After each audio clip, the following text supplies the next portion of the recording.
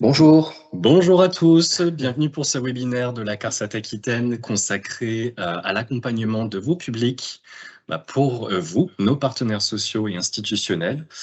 Aujourd'hui, nous allons particulièrement vous parler de l'ASPA, du minimum vieillesse. Voilà, ça va être notre thème principal aujourd'hui, mais avant tout, présentons-nous.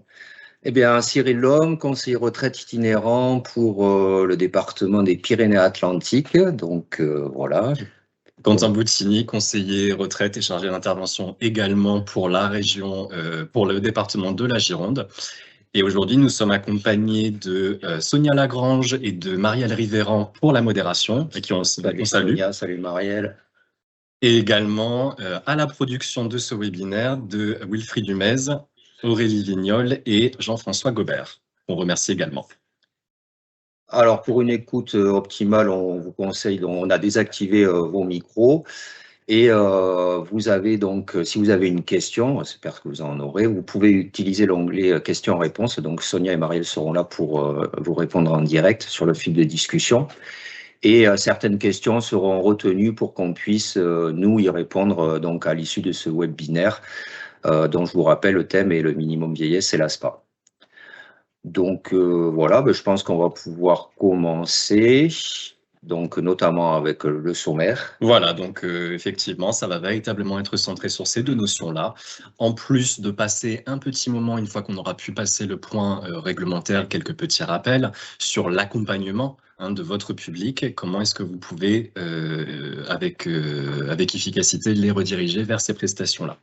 Et en dernière partie, avant de passer à notre séquence questions-réponses, nous vous présenterons succinctement l'offre de services de la CARSAT Aquitaine, notamment autour des actualités que vous pouvez obtenir, je dirais, tout au long de l'année. Donc, dans les premiers sujets évoqués, donc, voilà, on va se concentrer sur l'ASPA et le minimum vieillesse.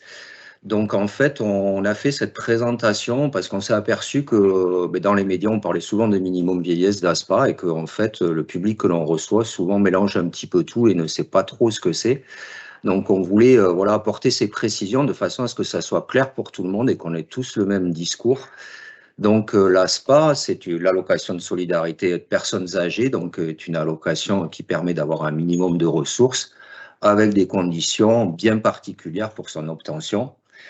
Notamment avoir 65 ans, puisque pour avoir droit à cette allocation, il faut avoir 65 ans, et cette condition d'âge peut être abaissée à 62 ans en cas d'inaptitude au travail, ce qui va être le cas notamment des personnes en situation d'invalidité, d'allocation adulte handicapé, ou des personnes qui ont un taux d'incapacité supérieur à 50%. Donc on verra un petit peu plus tard aussi les particularités effectivement de ces populations, notamment en situation d'invalidité ou d'AH ou de RSA.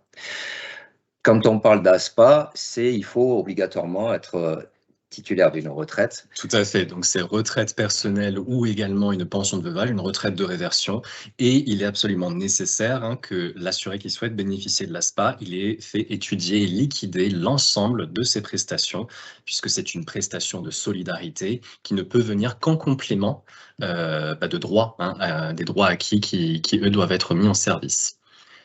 Également, il va être nécessaire pour pouvoir bénéficier de cette solidarité nationale, d'avoir des ressources mensuelles inférieures finalement à un certain plafond qu'on va pouvoir vous redéfinir.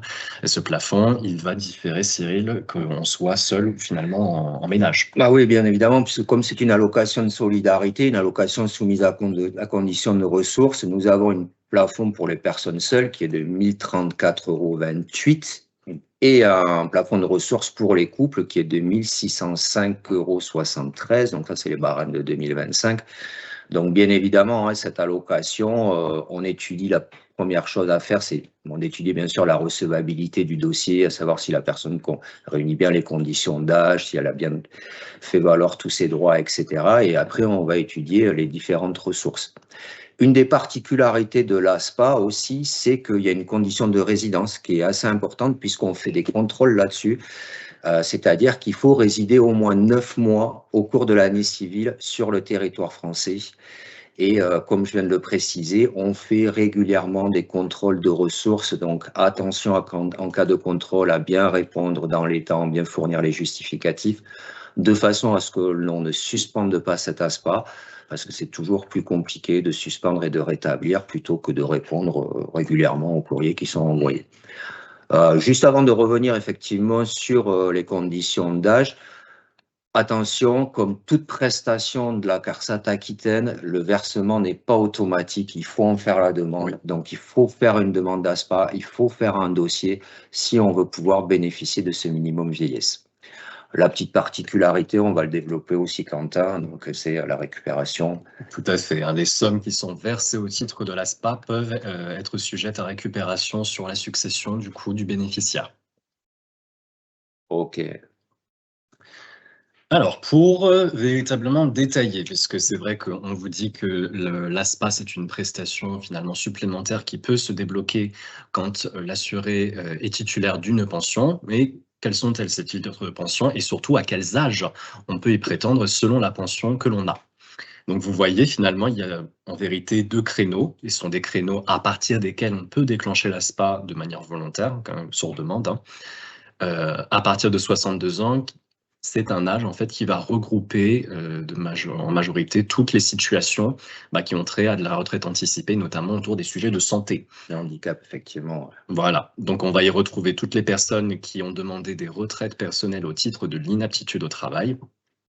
On va également y avoir toutes les personnes qui sont bénéficiaires de l'allocation adulte handicapé ou d'une pension d'invalidité servie par la CPAM, puisqu'elles sont invitées, ces personnes-là, à prendre leur retraite dès 62 ans et sont automatiquement reconnues comme étant inaptes au travail.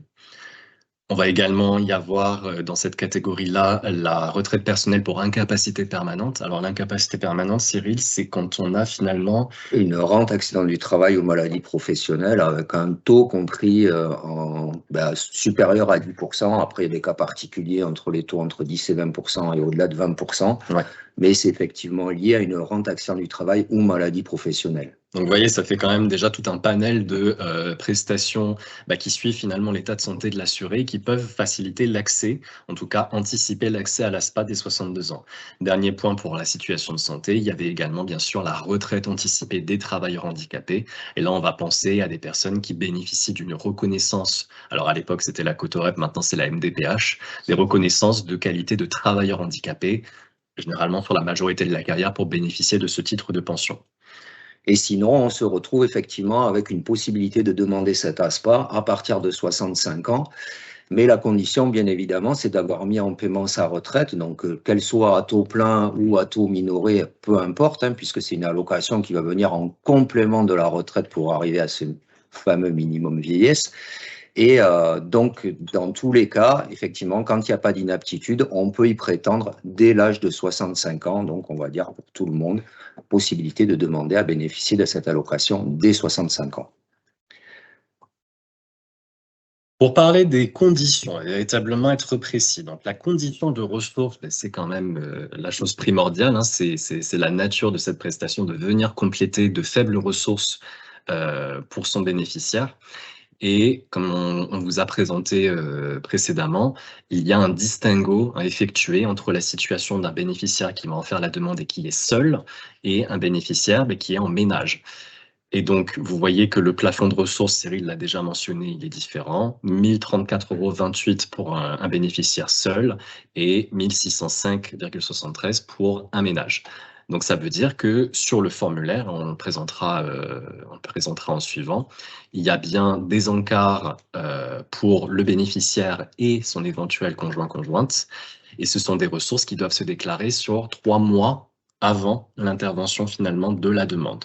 Donc finalement, pour prendre un exemple, on va dire que si on demande à mettre en service l'ASPA à un 1er janvier, ça veut dire que sur les mois de décembre, novembre et octobre, voilà, il faudra faire le point sur les ressources pour correctement les déclarer sur le formulaire.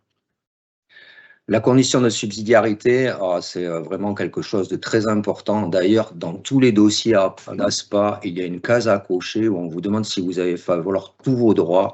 Il est très important de vérifier que cette case est bien cochée, ou au moins de le faire, parce que l'ASPA, l'allocation de solidarité personnes âgées, est soumise donc effectivement à la subsidiarité, c'est-à-dire qu'il faut d'abord faire valoir tous ses droits pour bénéficier de cette allocation. ça peut s'entendre, je veux dire, c'est une allocation de solidarité, donc c'est normal de d'abord faire valoir ses droits, effectivement, pour pouvoir bénéficier de ce dispositif-là.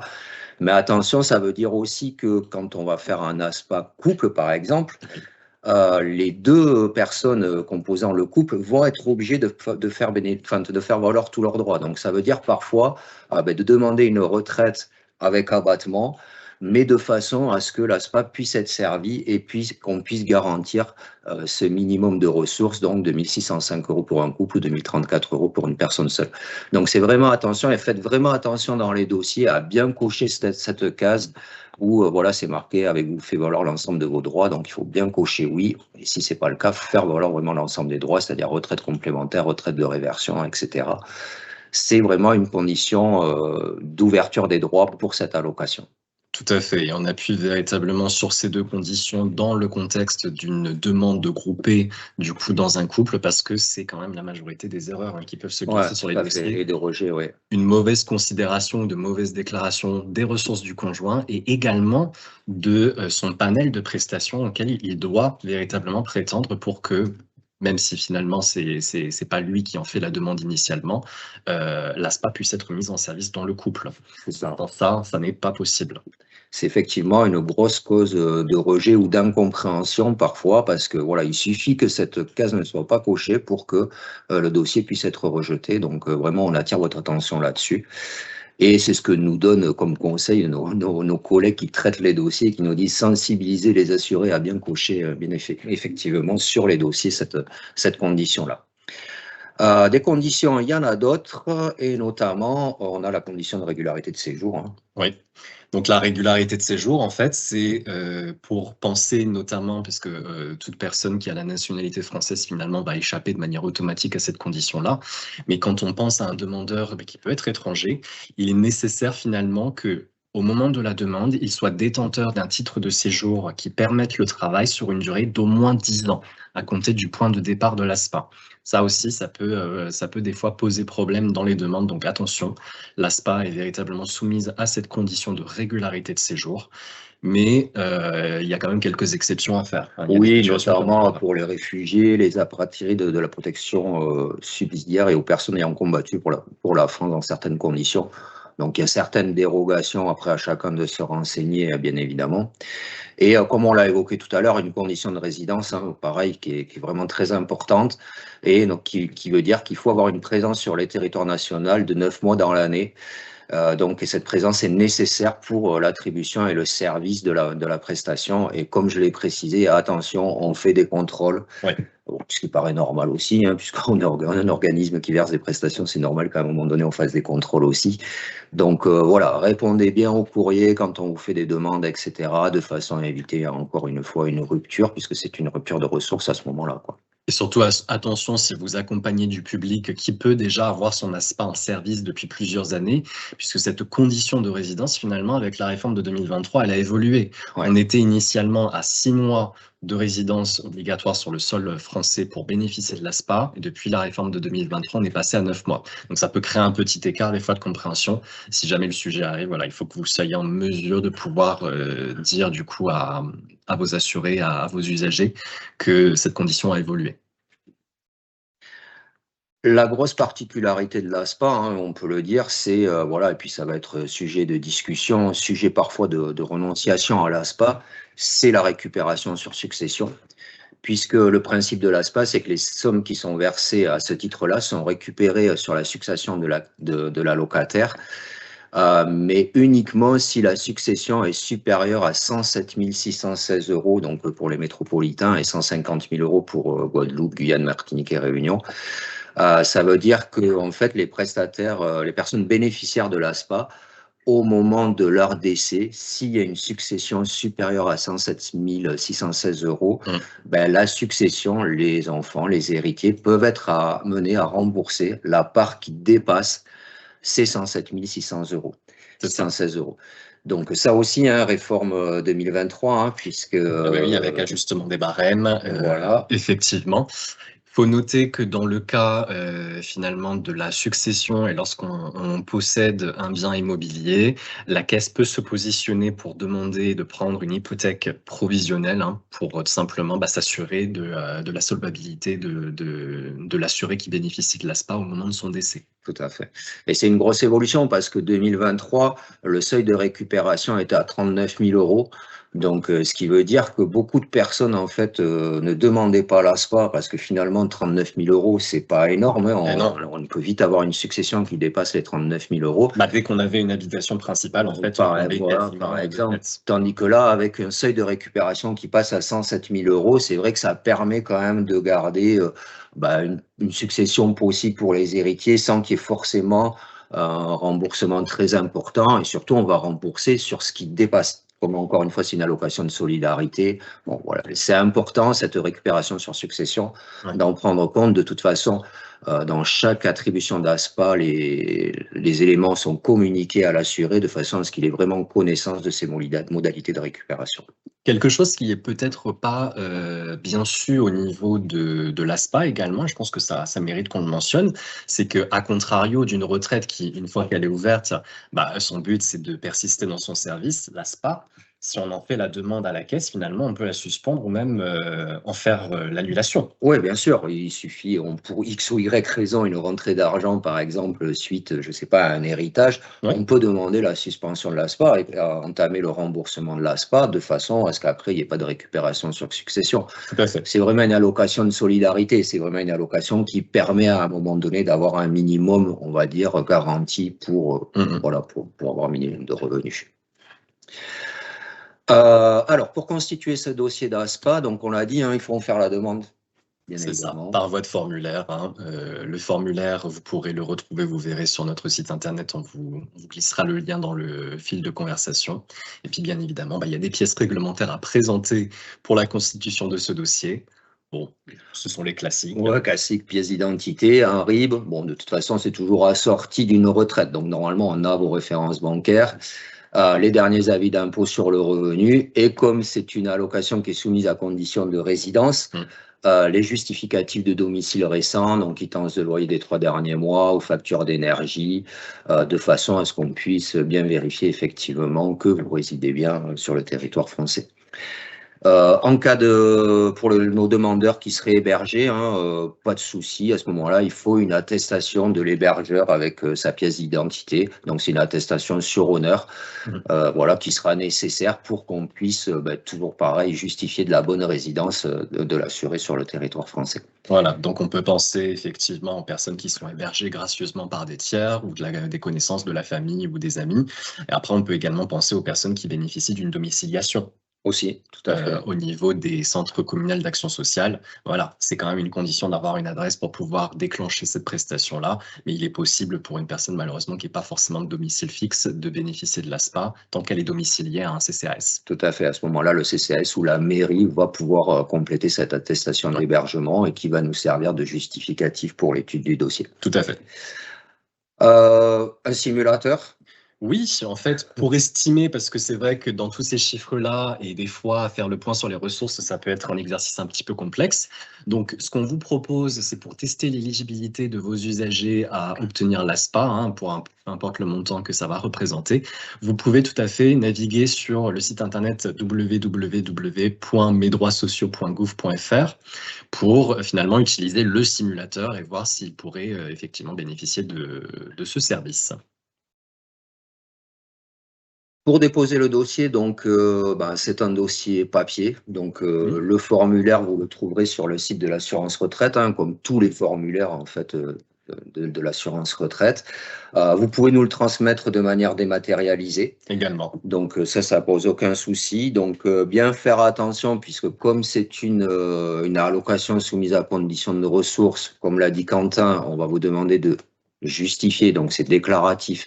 Des 3 derniers mois, des ressources de vos 3 derniers mois, donc bien compléter vos ressources en détail, etc., de façon à ce qu'on puisse faire l'appréciation effectivement de ces ressources-là.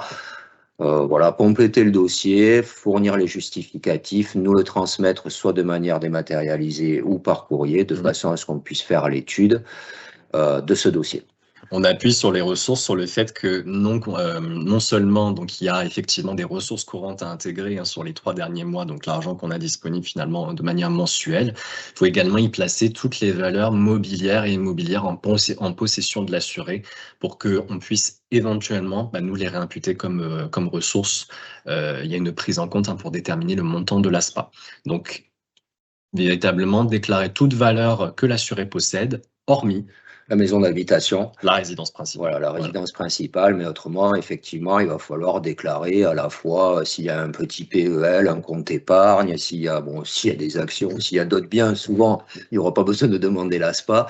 Mais parfois, on voit des choses surprenantes dans certains dossiers. Donc, Oui. c'est vrai qu'il faut vraiment déclarer tous les biens, hormis l'habitation principale, et on retiendra 3% de la valeur vénale de tous ces biens comme des ressources annuelles que l'on va diviser après par 12. Et pour bien le rappeler, bénéficiaire, le demandeur et son conjoint. C'est ça. Pour véritablement faire le panel complet des ressources du ménage. Tout à fait. Nous avons aussi, alors vous avez le SASPA, enfin nous avons, puisque nous ne sommes pas prestataires de cette allocation. Donc le SASPA, c'est le service allocation de solidarité aux personnes âgées. C'est la même chose que l'ASPA, mais ça va concerner uniquement les personnes âgées qui ne relèvent pas du système d'assurance vieillesse français, c'est-à-dire qui n'ont pas droit à une retraite. Ça va être par exemple une personne en situation d'allocation adulte handicapé qui n'a jamais travaillé, donc qui n'a jamais généré de trimestre. Ouais. À ce moment-là, éventuellement, elle peut avoir recours au SASPA. La particularité du SASPA, c'est que c'est traité par la MSA, mais ça passe par les services sociaux de la mairie, du demandeur, en fait. Tout à fait. Donc, soit le CCAS ou la mairie, en fonction, effectivement, de la taille de la commune et de la situation du requérant. Mais du coup, vigilance avec ces dossiers SASPA, puisque finalement, peut quand même bénéficier d'une retraite un assuré qui a eu suffisamment de cotisations, même pour un trimestre. Voilà, un trimestre suffit pour avoir une retraite et du coup, ça sera retraite plus SASPA. Donc là, c'est vraiment la personne, d'ailleurs, ils vont demander un justificatif, un relevé de carrière qui va préciser qu'il n'y a aucun trimestre pour pouvoir prétendre à cette allocation. Et attention, parce que dans ces cas-là, il y a des cas particuliers. On peut penser aux mères de famille qui n'ont pas eu d'activité professionnelle, mais comme il y a des trimestres que nous devons rajouter pour la maternité des enfants, à minima, ça crée une carrière et donc ça va ouvrir le droit à une prestation retraite. Dans ce cas-là, le SASPA n'est pas adapté, c'est le droit à retraite plus l'ASPA qu'on demande. Voilà. Donc nous allons voir quelques petits cas particuliers, puisque voilà, en tant que partenaire, je pense que vous êtes confronté à ces situations. Donc on va voir un petit peu la particularité de la personne en situation d'allocation adulte handicapé, de RSA et de pension d'invalidité, puisque ça nécessite quand même de pas louper certaines échéances pour éviter Voilà. toute rupture de retraite. C'est un cheminement un petit peu plus suivi de la part des organismes payeurs de ces prestations-là pour accompagner les assurés vers la prestation retraite et éventuellement le complément de l'ASPA. Et généralement, ça peut créer des contraintes. Et malheureusement, quand la situation n'est pas correctement suivie, des moments de fragilité financière pour les assurés. Oui, c'est ça, des moments de fragilité, de stress pour tout le monde, et puis c'est un peu la course. Et donc voilà, autant anticiper les choses. De toute façon, on a quand même un partenariat assez actif, que ce soit avec la CAF ou la CPM, pour éviter des situations compliquées. On anticipe tout ça. L'objectif, encore une fois, c'est éviter la rupture de ressources. Absolument. Donc on va voir en particulier pour l'allocation adulte handicapé. Donc l'allocation adulte handicapé, elle est versée par la CAF ou la MSA, selon le régime d'affiliation de l'assuré. Et c'est une allocation qui est versée jusqu'aux 62 ans de manière classique. À partir de 62 ans, en fait, il y a un point qui se fait selon le taux d'incapacité de l'assuré. Et donc, il y a l'organisme payeur va inciter l'assuré à faire une demande de retraite lorsqu'il n'a pas 80% d'incapacité. En plus de ça, il y a un contact qui est fait au préalable entre l'organisme payeur et le régime de retraite pour que, pareil, on puisse envoyer, mettre à disposition de l'assuré concerné formulaire de retraite plus demande d'ASPA. L'ASPA, à savoir qu'il n'est jamais dans l'obligation de le demander. Mais dans le cas de la hache, malheureusement, s'il n'y a pas un taux d'incapacité supérieur à 80%, en fait, il y aura de toute façon coupure de cette allocation. Et pour la sécurité financière de l'assuré, voilà, il faut qu'il bascule à la retraite, plus éventuellement l'ASPA si c'est nécessaire. Voilà, c'est ça. Donc en fait, une AH avec moins de 80%, on va déposer un dossier retraite et éventuellement une ASPA pour garantir un minimum vieillesse. Oui. Alors qu'une AH avec plus de 80%, on va déposer un dossier retraite et donc l'assuré va plutôt demander une AH différentielle qui, elle, n'est pas récupérable sur succession. Voilà. Donc, voilà, on fait un petit peu ce distinguo, plus de 80, moins de 80. Donc là, l'ASPA va concerner plus les personnes donc, qui ont une AH, mais avec un taux d'incapacité inférieur à 80% et qui n'auraient pas droit à cette allocation différentielle. Dans le panel, on rappelle également que comme c'est un titre de pension, donc c'est une substitution finalement à perception de l'allocation adulte handicapé, c'est une retraite qui va automatiquement être calculée sur la base d'un taux plein. Et là, on attire votre attention sur le fait que le taux plein, finalement, dans le vocabulaire, ça ne veut pas dire montant Ça veut pas dire très intéressant, parce qu'un Tout à taux fait. plein peut être calculé sur finalement une poignée de trimestres, représenter un montant plutôt faible et quand même rendre l'assuré éligible au service de l'ASPA. Ah oui, bien évidemment, une personne qui a 5 trimestres, même à taux plein, n'aura pas la même retraite que quelqu'un qui en a 160. Tout à fait. C'est le principe de la retraite. La particularité aussi du RSA, la particularité du RSA, c'est qu'il y a la possibilité d'avoir un maintien de son RSA au-delà de l'âge légal. Donc, éventuellement jusqu'à 67 ans, ce qu'on appelle l'âge du taux plein. C'est le maximum. Voilà. Mais possibilité aussi pour les titulaires du RSA de demander leur retraite à 65 ans à taux minoré. C'est-à-dire que s'ils n'ont pas leur trimestre, on va leur attribuer une retraite avec abattement. Mais c'est l'occasion à ce moment-là, du coup, de pouvoir demander l'ASPA. Donc, ça peut être très intéressant pour eux parce que l'ASPA étant supérieur au RSA. Donc, à ce moment-là, c'est vrai que pour beaucoup, on va les encourager à faire leur demande de retraite à 65 ans, même avec un abattement, et à solliciter l'ASPA pour avoir droit à ce minimum vieillesse qui sera quand même supérieur, bien évidemment, au RSA. Parce que la majorité des situations rencontrées quand les assurés s'interrogent autour de l'ASPA, c'est bien évidemment en premier lieu la situation financière qui est tendue. Et donc sortir du RSA, ça leur permet éventuellement de bénéficier de l'ASPA. C'est un montant qui est quand même assez important en comparaison. Ils peuvent bénéficier d'un peu plus d'aisance pour leurs ressources du quotidien. Donc voilà, ça veut dire qu'il faut bien faire attention parce que parfois, on voit certains discours de personnes qui disent « je ne vais pas accepter ma retraite à 65 ans parce que ça va être une retraite avec abattement par rapport à ce qu'elle va être à 67 ans ». Oui, mais quand on l'a sorti de l'ASPA, ça fait forcément un montant plus important. Donc voilà, il faut vraiment peser le pour et le contre et ne pas hésiter à rencontrer un conseiller retraite dans une de nos agences ou à prendre un rendez-vous téléphonique pour qu'on vous oriente sur ces choix-là. Il ne faut vraiment pas hésiter parce que voilà, ça a quand même des conséquences importantes. Tout à fait, parce que des fois, il peut y avoir dans la compréhension des situations de blocage où on se dit non, je tiens absolument à avoir une pension à taux plein. C'est ça. Et sans savoir, comme je vous le disais, que des fois, la pension à taux plein ne veut pas forcément automatiquement dire montant très important. Et dans ce cas-là, je pense que la priorité de l'assuré, nous, c'est ce qu'on essaie de leur conseiller, c'est de la sécurité financière, c'est notre mission première. Et donc, effectivement, de mettre en service l'ASPA, quand bien même ça peut être une retraite à taux minoré. Tout à fait. Pour la pension d'invalidité, c'est un peu la même histoire que pour l'allocation adulte handicapé. Donc la pension d'invalidité pour les personnes en invalidité qui sont sans activité, la pension d'invalidité s'arrête à 62 ans. Donc on invite les assureurs à déposer le dossier 4-5 mois avant, on leur envoie des courriers, la CPM envoie des courriers, etc. Et encore une fois, en fonction des ressources du demandeur et de sa future retraite, demander un ASPA si on est en dessous du minimum vieillesse, personne seule ou couple, puisque c'est comme c'est une retraite à titre inapte qui est attribuée automatiquement du fait de l'invalidité, possibilité de percevoir cet ASPA en même temps que la retraite. Mais attention, encore une fois, il faut bien faire la demande, c'est-à-dire à la fois déposer le dossier retraite et le dossier d'ASPA. Donc un peu la même histoire. Renseignez-vous sur les droits éventuels pour avoir l'opportunité éventuellement de déposer ce dossier. À une petite exception, c'est notamment lorsque la personne qui bénéficie d'une pension d'invalidité, en fait, a déjà une autre allocation, mais qui est versée plus tôt, une allocation supplémentaire versée sur la pension d'invalidité qu'on appelle l'allocation supplémentaire d'invalidité. Et c'est le même principe, c'est pour compléter des ressources qui sont finalement plutôt faibles. Il y a un cheminement assez automatique. La caisse primaire nous alerte effectivement de l'approche des 62 ans de l'assuré quand il est en situation de pension d'invalidité. invalidité et nous précise s'il bénéficie déjà de cette allocation supplémentaire dit ASI, allocation supplémentaire d'invalidité, pour que nous, on le bascule à l'ASPA. Tout à fait. Et là, c'est un peu comme le RSA, et ben, des fois, il y a un phénomène de surplus qui intervient par rapport au versement que l'assuré a pu connaître, puisque ce ne sont pas les mêmes barèmes. Voilà.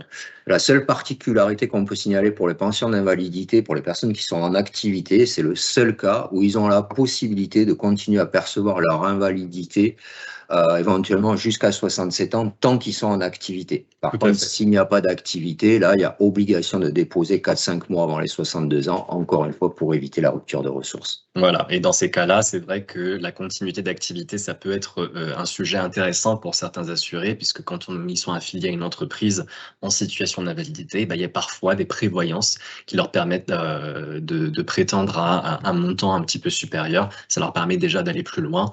En même temps, ça complète leur retraite, donc peut-être que ça peut évincer le besoin de mettre en service l'ASPA à terme, qui sait, pour un passage de toute façon au plus tard, comme tu l'as dit, Cyril, à 67 ans. C'est ça. Voilà un petit peu les cas particuliers. Donc l'idée, on va faire un petit point maintenant sur comment accompagner vos usagers et comment on peut travailler ensemble, hein, finalement. Voilà, c'est l'objectif. Hein. Donc possibilité d'avoir un rendez-vous avec un conseiller de la CARSAT. Donc, aucun souci. Donc, on va vous orienter à la fois sur comment compléter le dossier, qu'est-ce qui est le plus opportun, est-ce qu'il vaut mieux rester au RSA, pas, est-ce qu'on fait un dossier retraite, etc. Donc, possibilité de nous contacter au 3960, on va le développer après. Voilà, c'est l'idée, c'est de rencontrer un conseiller retraite pour faire un point effectivement sur les différents droits possibles.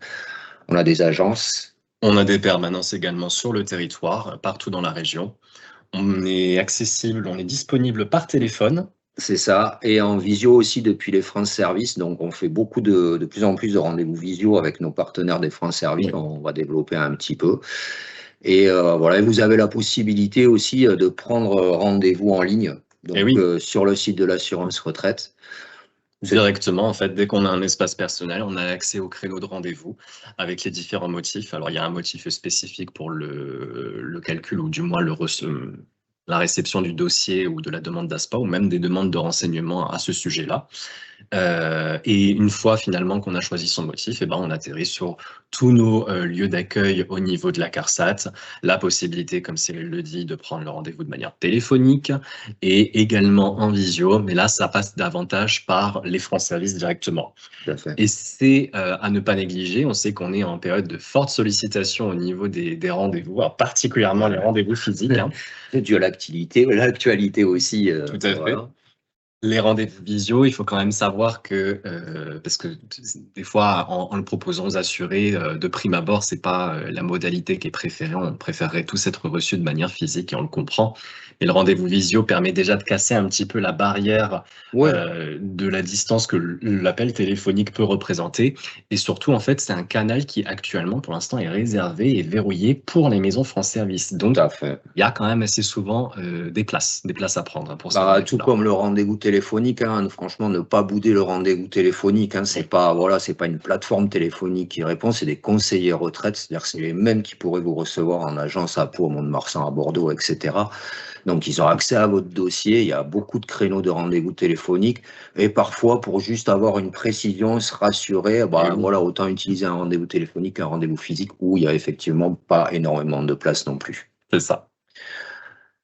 Et des fois, comme Cyril le mentionne, on n'a pas forcément besoin de solliciter un rendez-vous parce qu'on va avoir une question, deux questions. Concernant l'ASPA, on peut se poser des questions autour du principe de la récupération. On aimerait juste déterminer si une ressource que l'on possède doit rentrer en compte dans la déclaration des ressources de l'ASPA. Et dans ce cas-là, on peut même se diriger vers la messagerie de l'espace personnel. Tout à fait. C'est important de le noter, la réponse que l'on donne sur cet espace, finalement, elle est timée et elle se fait sous 72 heures maximum. Donc ça assure une réponse, voilà, c'est un moyen effectivement d'être assez réactif sur une question posée. Voilà, et notamment quand il est question de situation un petit peu urgente. C'est tout à fait le cas. On peut transmettre aussi donc son formulaire, on l'a dit, envoyer les documents.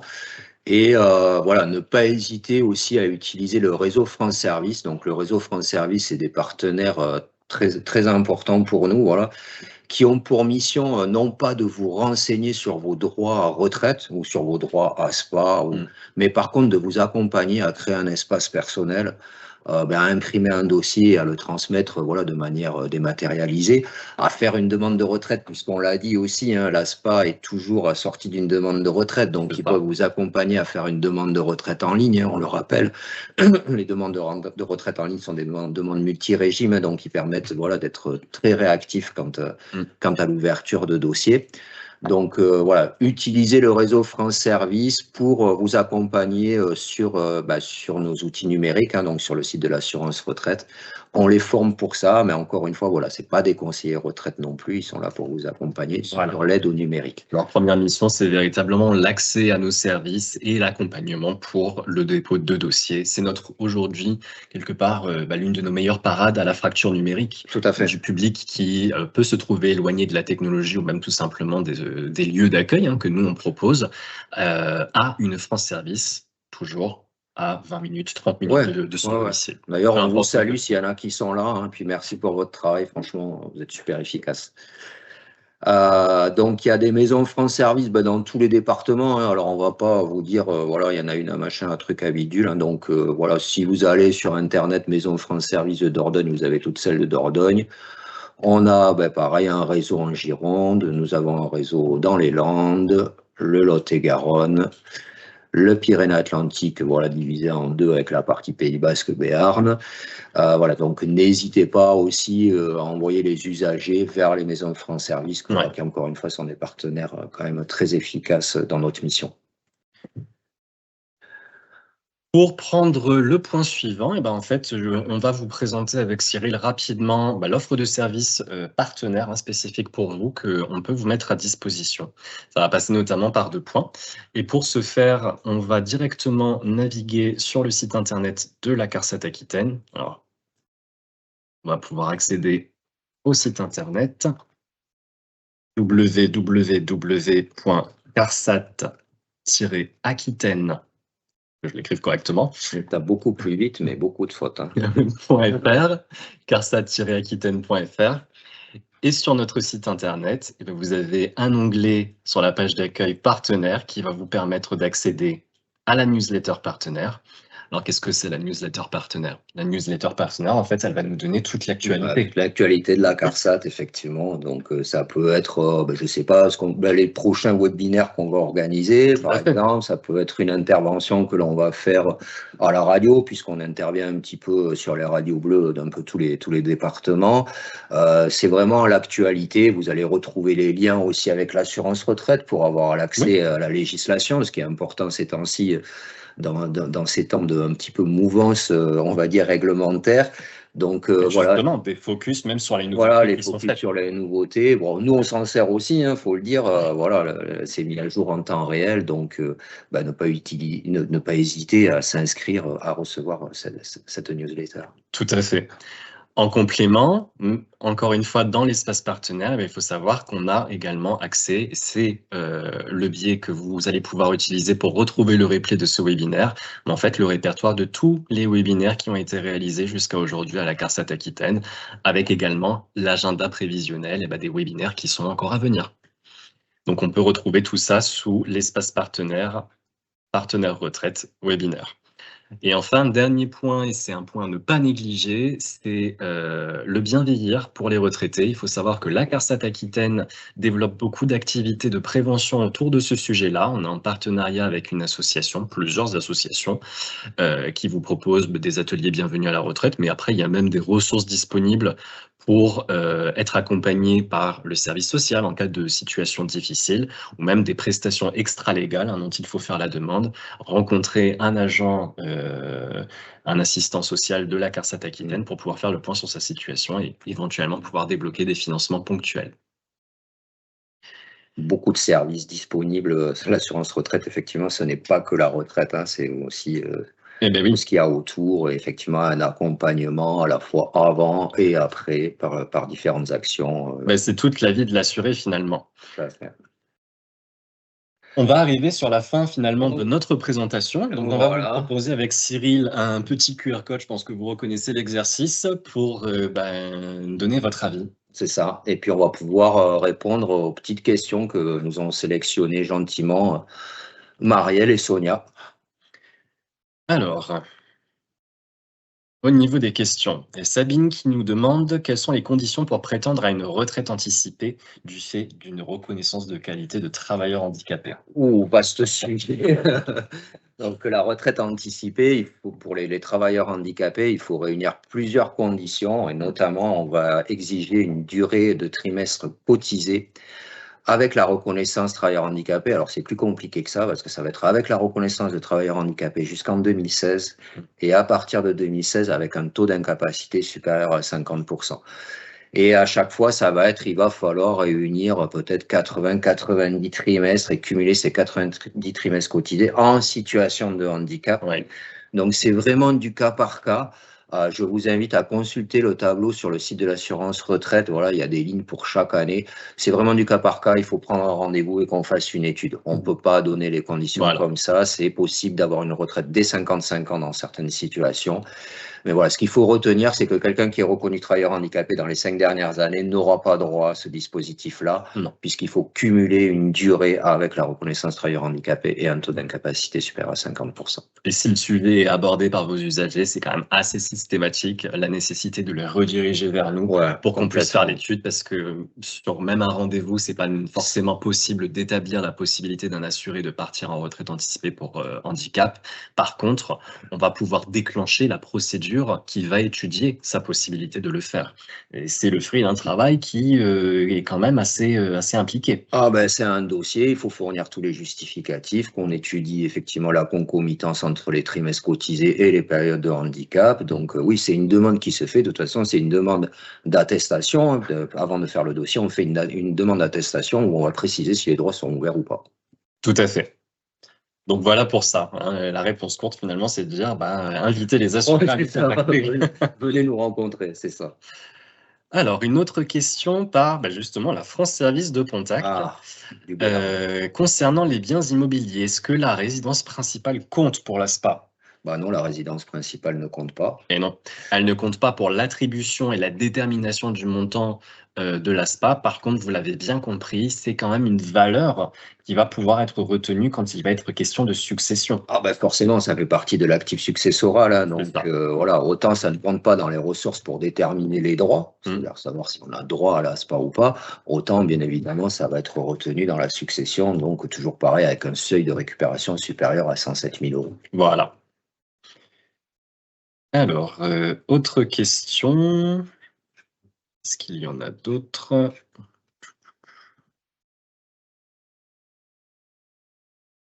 On regarde. Alors,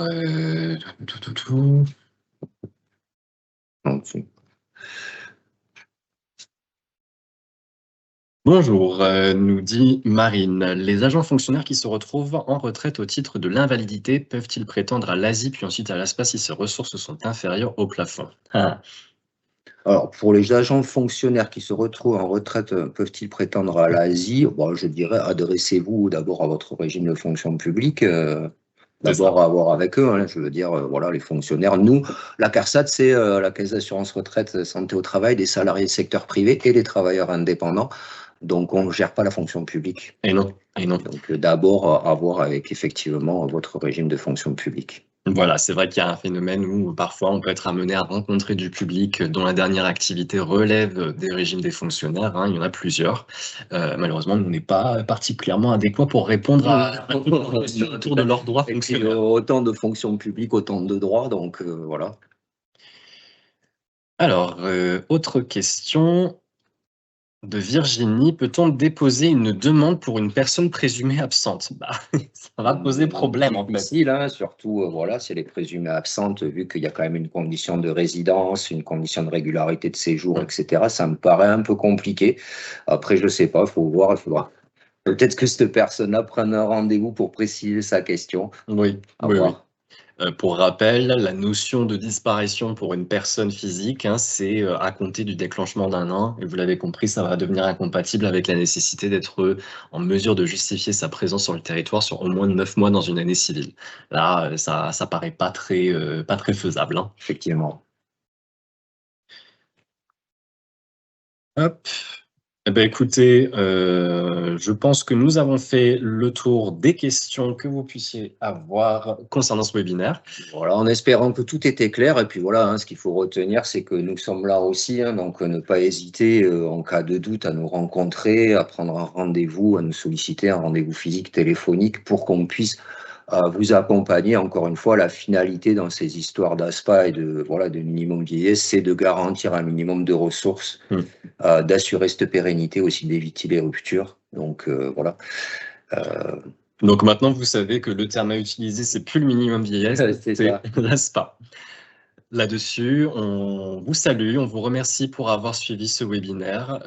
Pour rappel, le replay sera disponible depuis notre site internet carsataquitaine.fr sur l'espace partenaire via l'onglet webinaire. Nous vous remercions et nous vous souhaitons une bonne journée. Merci à tous. Au revoir.